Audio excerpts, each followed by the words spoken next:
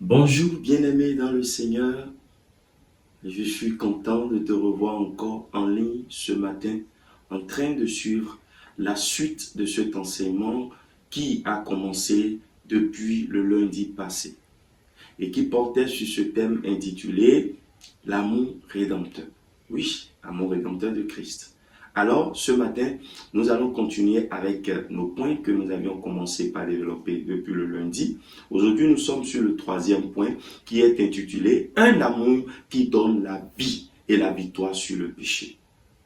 Ouais, la vie et la victoire sur le péché.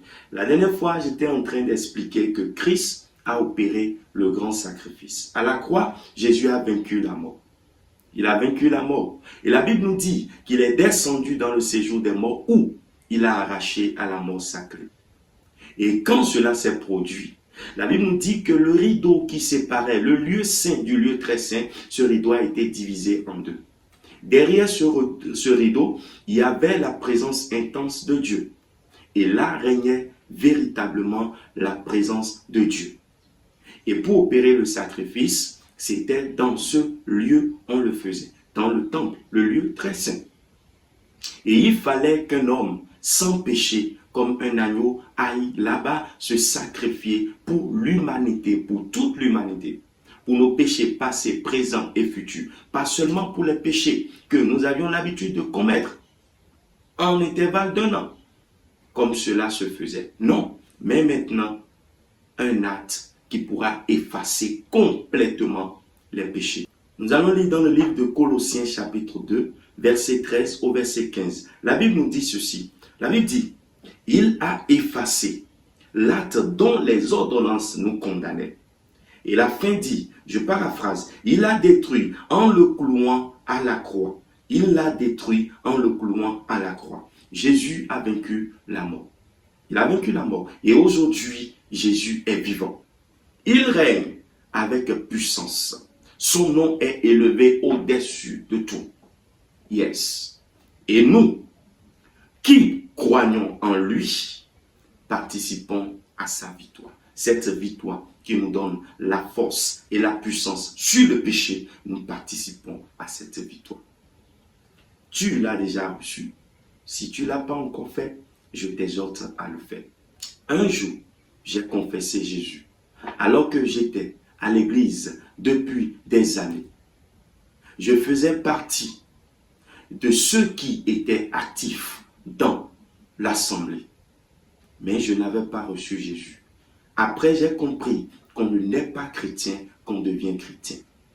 La Bible pouvait nous dire, dans le livre de Jean, Jean chapitre 1, à partir du verset 12, la Bible nous dit, à tous ceux qui l'ont reçu, il leur a donné le pouvoir de devenir enfants de Dieu. Tous, nous sommes enfants de Dieu? Non, tous, nous ne sommes pas enfants de Dieu. Tous, nous sommes créatures de Dieu, mais tous, nous ne sommes pas enfants de Dieu. Yes. Seuls ceux qui reçoivent Christ deviennent des enfants de Dieu. C'est à ça que je t'exhorte ce matin, bien-aimé. Selon Romains nous demande de faire quoi? Romains 10, verset 9, t'invite à confesser de ta bouche le Seigneur Jésus. Et il dit que si tu crois dans ton cœur que Dieu l'a ressuscité des morts, tu seras sauvé. As-tu déjà posé ce acte? Si tu ne l'as pas encore fait, je t'invite à le faire. Parce que Jésus a payé le grand prix. Il n'y a plus de sacrifice. Il n'y a plus de condamnation. Il a payé le prix. Et à toi maintenant de poser ce acte. Ce acte est de te laisser à lui, de t'abandonner, de venir à lui, de prendre l'engagement, de le suivre. Et il va te sauver. Parce que le prix a été déjà payé. Il va te donner son esprit qui va te conduire et t'amener dans les profondeurs de sa sainteté. Si tu ne l'as pas encore fait, ce pas, je t'invite ce matin à faire cette prière avec moi. Père, je reconnais que je suis pécheur. Alors ce matin, selon ta parole, je prends l'engagement de te suivre. Je viens déposer à tes pieds mes péchés. Oui, ces péchés qui représentent mes fardeaux, je les dépose à tes pieds.